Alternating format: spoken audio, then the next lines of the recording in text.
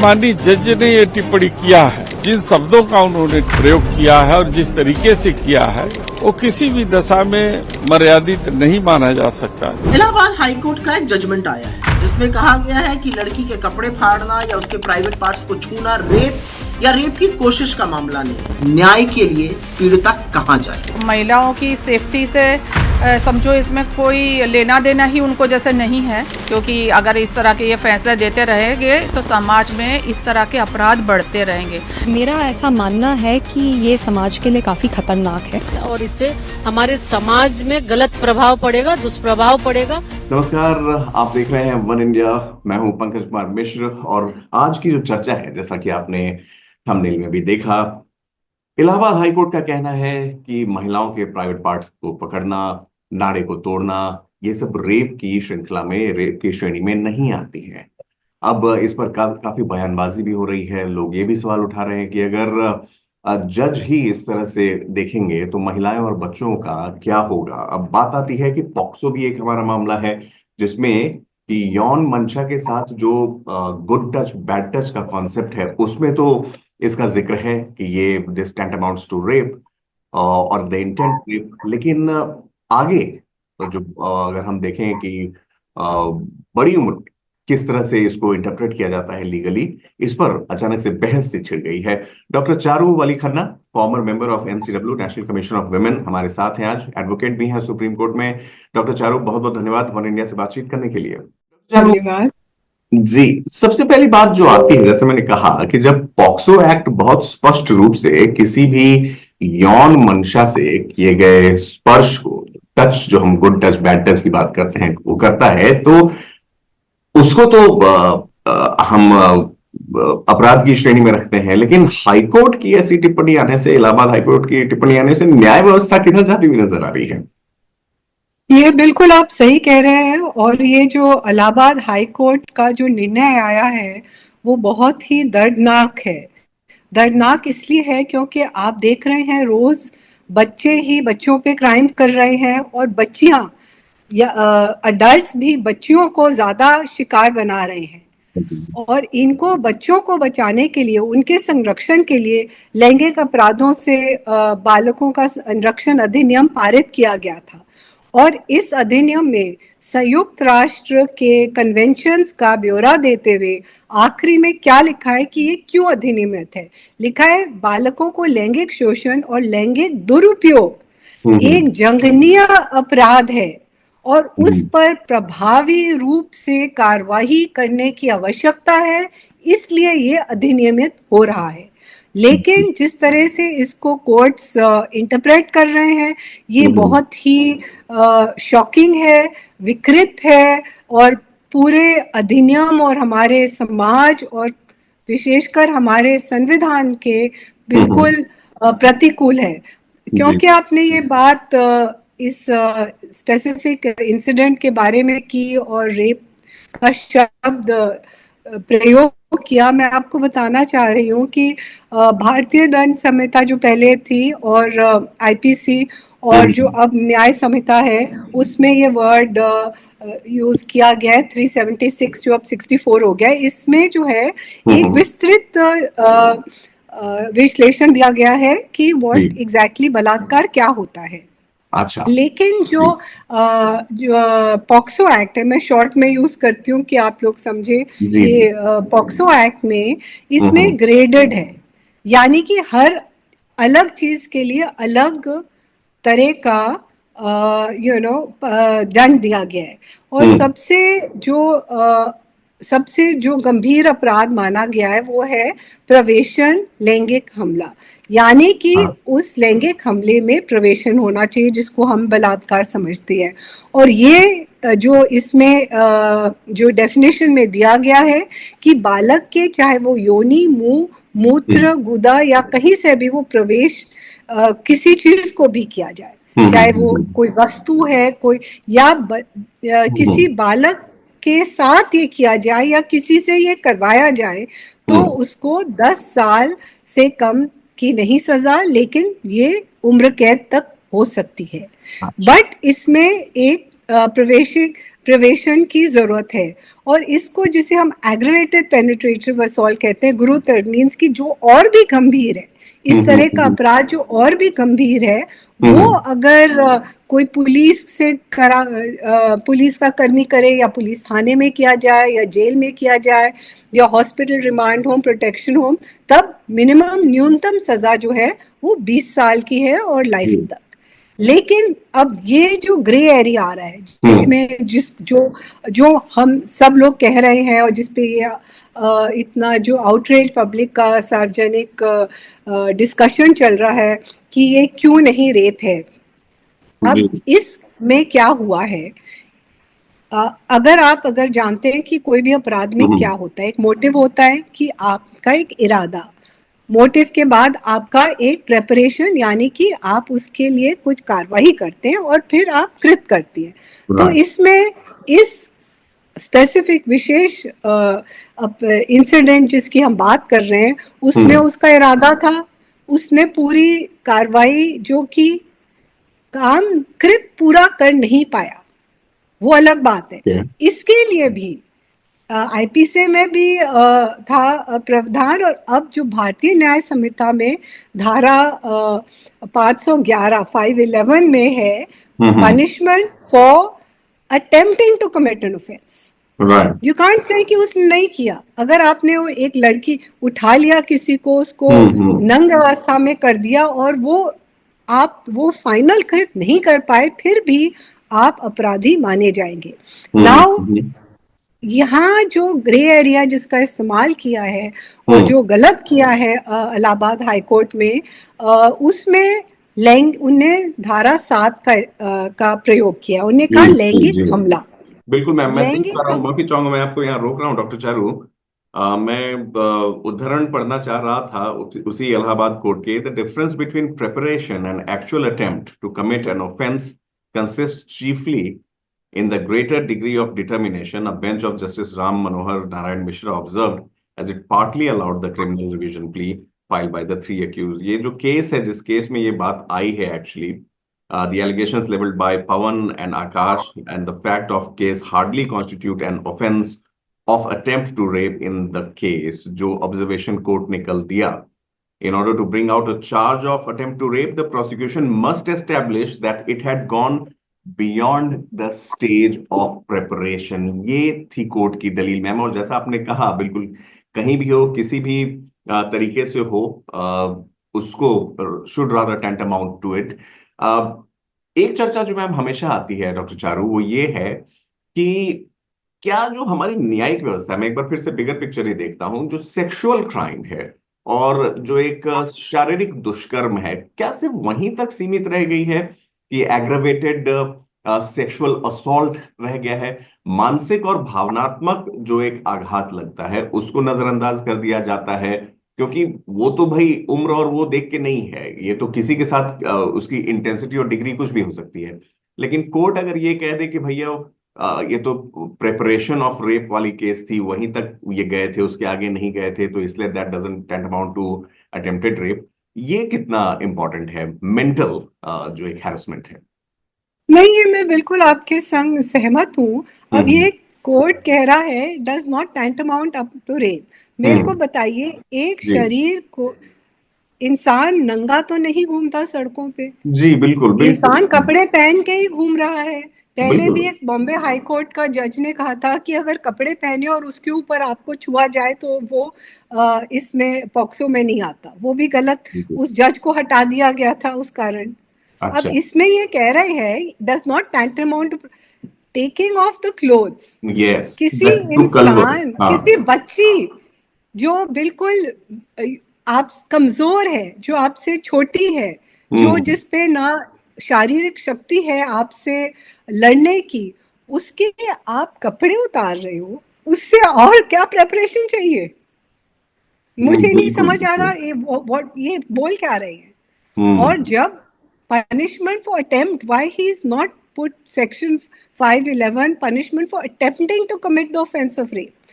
ये मैं इसलिए कह रही हूँ क्योंकि जो इन्हें सिर्फ इसको लैंगिक हमले में डाल दिया है, यानी कि स्पर्श करना, उसके शरीर को छूना, वजाइना, पेनिस, जो वगैरह वगैरह और जो मूल मात्र है उनको हम्म, छूना, लेकिन जो धारा 7 क्लियरली कहती है, लेकिन सिर्फ जिसमें एक स्पर्श हो, एक फिजिकल कांटेक्ट हो, लेकिन प्रवेशन नहीं है, वो बिल्कुल। सिर्फ लैंगिक हमले में आएगा और उसका 3 साल की सजा होगी। नो, ये सजा की फर्क है, क्योंकि अगर प्रवेशन होता तो 10 साल से कम नहीं होता, लेकिन ये लैंगिक हमले में आ रहा है, इसलिए इसको 3 साल की सजा कह रहे हैं। मैं कह रही हूँ कहाँ ये गलती की है इलाहाबाद हाई कोर्ट ने।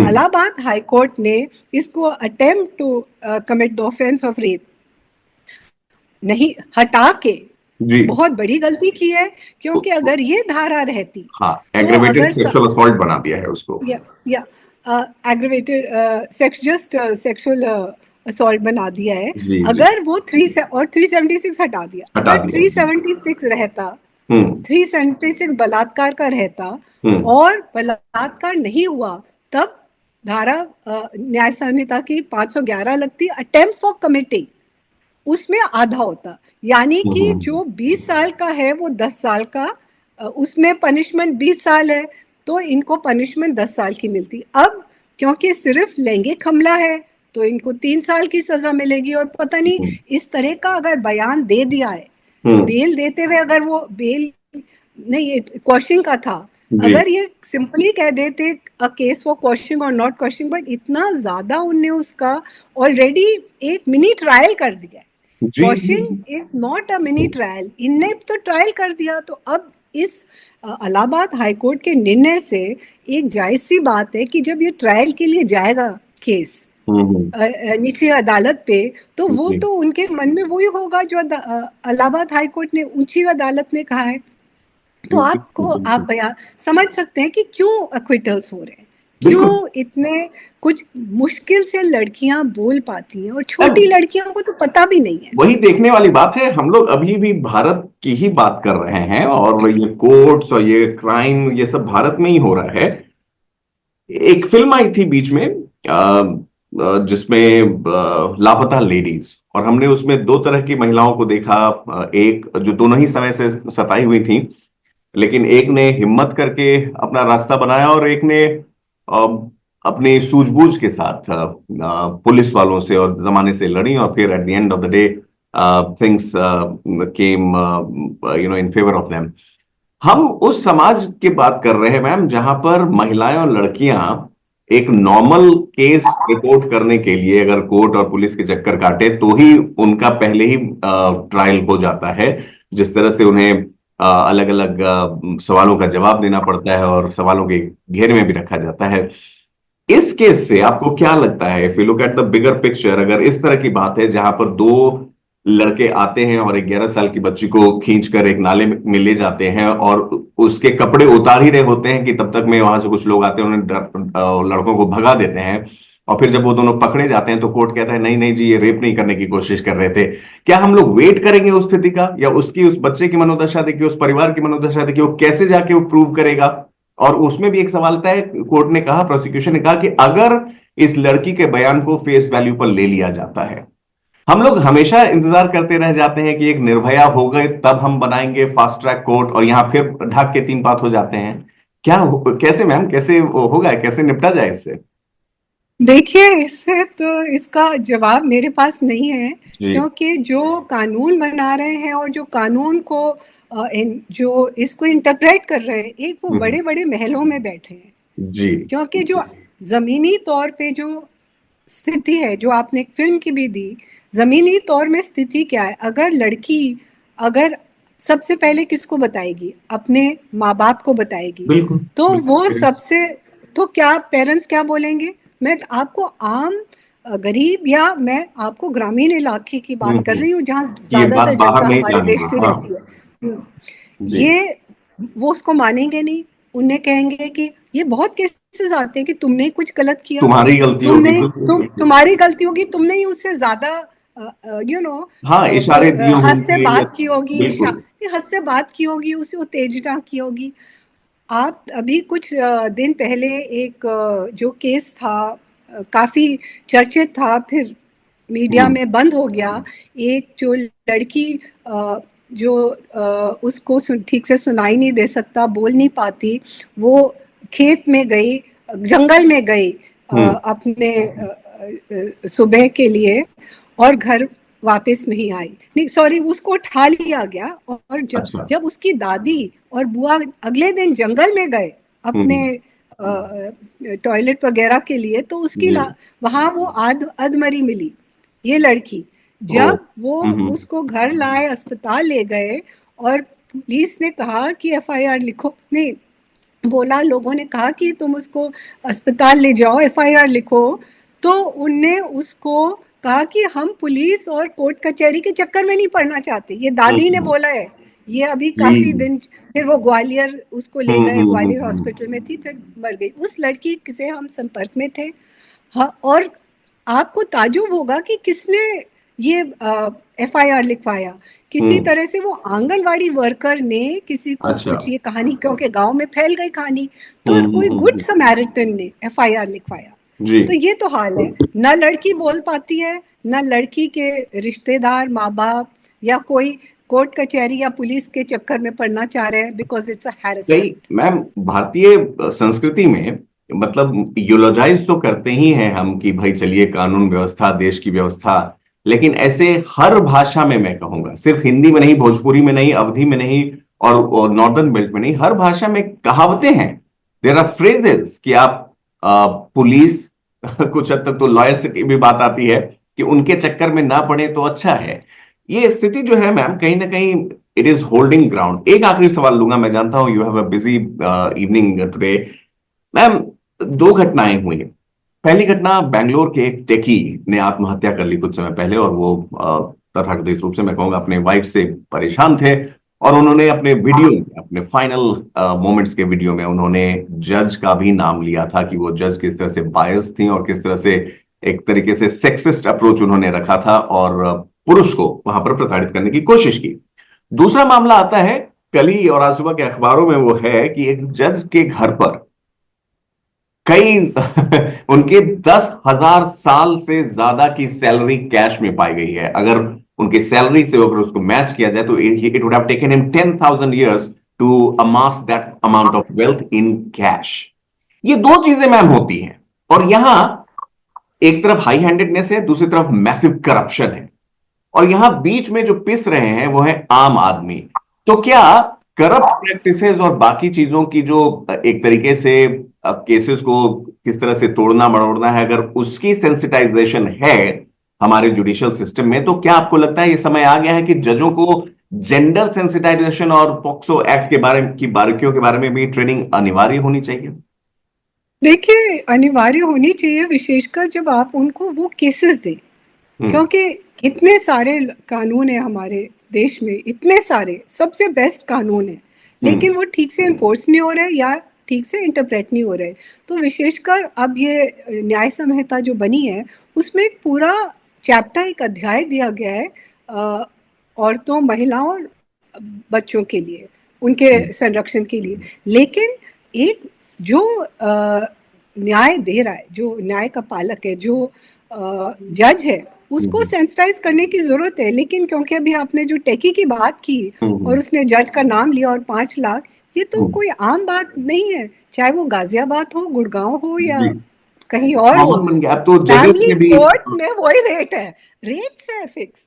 रेट्स तो कहते बताइए, पहले कहते थे कि पहले दहेज का रेट कहते थे कि IAS IPS इंजीनियर, अब ये रेट्स फिक्स्ड है। तो ये बहुत ही, मुझे लगता है ये बहुत खतरनाक चीज है। और एक ही जैसे रेट के हिसाब से वो इतने पैसे इकट्ठा कर पाए, लगता है जो मिला है जज के घर ये पर। तो हाई कोर्ट के जज थे, तो फिर अब हम कुछ कह नहीं सकते, और कल शायद सुप्रीम कोर्ट भी चले जाते। तो आपको तो पता है, ये जो दीमक हमारे शरीर में घुस गई है, जो हमारे समाज में ये करप्शन की, जो भ्रष्टाचार की, उसको बहुत जरूरी है।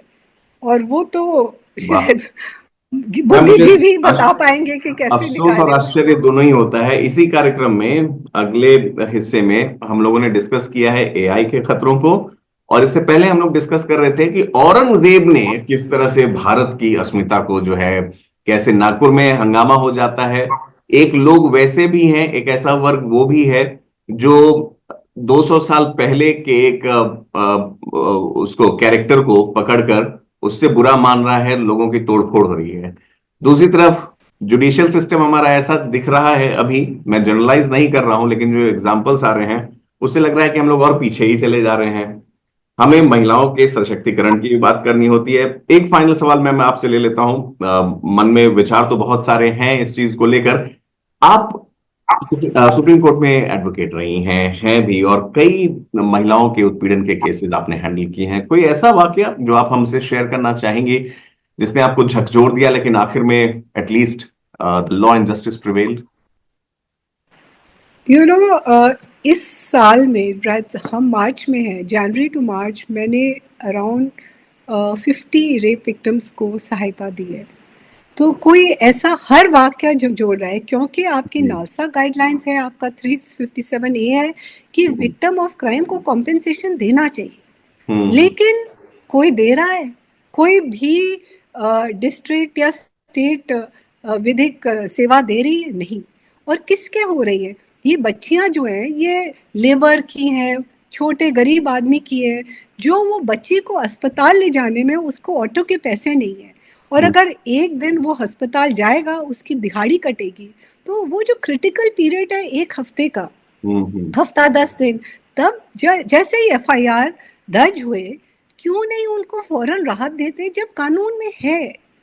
और उससे ही मेरे को कॉम्पेंसेशन की है, इंटरम कॉम्पेंसेशन की प्रावधान है up to 60 days. 60 days is a long time मेरे हिसाब से, बट कुछ नहीं होता। हम लड़ के हम परेशान हो गए हैं।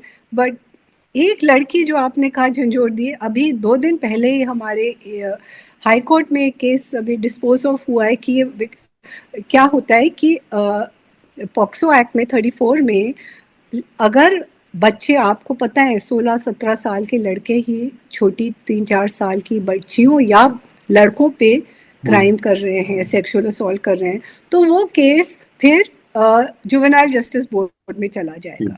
जुवेनाइल जस्टिस बोर्ड में जाएगा तो वो जो पॉक्सो के सारे जो आपके अधिकार हैं वो आप वंचित हो जाती हो, क्योंकि जो juvenile and conflict in law है उसको प्राथमिकता दी जाती है। अब कह रहे हैं कि नहीं, वो प्रोटोकॉल्स वहां भी फॉलो हो रहे हैं। अच्छा, बट कहाँ क्या फॉलो हो रहा है, मेरे को बताइए। छोटी सी और लड़की कुछ बोल सकती है क्या? बता सकती? 3-4 साल की लड़कियां क्या बताएंगी? तो उससे बंदा छूट जाएगा और प्रोत्साहन मिलेगा। डेटरेंस की जरूरत है। एंड आप उसको इनकरेज कर रहे हो by helping him to lie. Defence helps you to lie कि झूठ बोलो नहीं किया, क्योंकि साबित करना बहुत मुश्किल है, प्रूफ बियॉन्ड रीजनेबल डाउट। आप क्यों नहीं, अब प्ली बार्गेनिंग का भी है हमारे उसमें, क्यों नहीं वो स्वीकार करके उसको कुछ आप अच्छी सीख दो। मैंने, सब लोग अच्छे बुरे नहीं है, बट अपने भावुकता को संभाल नहीं पा रहे, तो किसी तरह से आप उनको सीख दो, लेकिन वो नहीं हो रहा। और वो लड़की जो मैं आपको बता रही हूँ जिसने 10 साल पहले जो हमने केस दिया और कल उसकी ऑलमोस्ट फाइनल सुनवाई थी, वो आज 17-18 साल की हो गई है। उसके गले में जो उसने चाकू से काटा था वो निशान है, और उसको वो तब शायद 2-3 साल की थी, तो इतनी ब्रूटली असॉल्ट किया कि उसके सारे योनी, यूरिनरी ट्रैक्ट सब कुछ खत्म हो गया था, रिकंस्ट्रक्ट हुआ था। उसकी हालत आज, अब मेरे को बताइए उसका क्या फ्यूचर है? अफसोस की बात है मैम, अफसोस की बात है। हम लोग इस तरह से और कोई उसका सोच नहीं रहा। हाँ, कोई सोच नहीं रहा। सोच लोग औरंगजेब के बारे में रहे हैं आज की डेट में, सोच लोग औरंगजेब के बारे में रहे हैं और उसके बारे में चर्चा कर रहे हैं। सोच यहाँ लोग ये रहे हैं कि हम तो भाई गरीबों को अकाउंट में डायरेक्ट पैसे दे रहे हैं, डायरेक्ट पैसे दे रहे हैं अकाउंट में। आप एक कदम आगे जाके देखिए, जो आपने बात बताई मैं उससे सहमत हूं कि यहाँ कई ऐसे खून चूसने वाले जो काम करवाने वाले जो कंपनियां हैं, वो अपने लेबर को, अपने वर्कर को दिहाड़ी काट लेंगी। वो तो मरता क्या ना करता, अपने परिवार को छोड़ कर आता है। अगर वो कह दे कि मेरे साथ ये अनहोनी हो गई है, मुझे 10 दिन की छुट्टी चाहिए, क्या वो कंपनी उसको 10 दिन के पैसे देगी? Labour law goes out of the window. और ये सब कुछ का जो मिलन होता है, तो ये सबसे निचला तबका है वो दबा रहता है, और तभी ये कहावतें गांव से चलती हुई पीढ़ी दर पीढ़ी बनी हुई है कि बाबा रे बाबा, पुलिस वालों का चक्कर, कोर्ट का चक्कर ना पड़े तो अच्छा। ये है इंडिया में जस्टिस सिस्टम की अगर पहचान, तो मुझे लगता है कि उस जज साहब को भले 10,000 साल लग जाते हो पैसे कमाने में, लेकिन हमारे जस्टिस सिस्टम को शायद और ज्यादा समय लगेगा to actually come to terms with what is happening on ground. Doctor Charu वाली खन्ना, बहुत बहुत धन्यवाद। मुझे लगता है हम आपसे जरूर फिर से आगे भी जुड़ेंगे और डिटेल में भी डिस्कशन करेंगे कि क्या POCSO act, juvenile justice system कितना खरा उतर रहा है अपनी उम्मीदों पर। फिलहाल के लिए बहुत बहुत धन्यवाद ऑन इंडिया से बातचीत करने के लिए।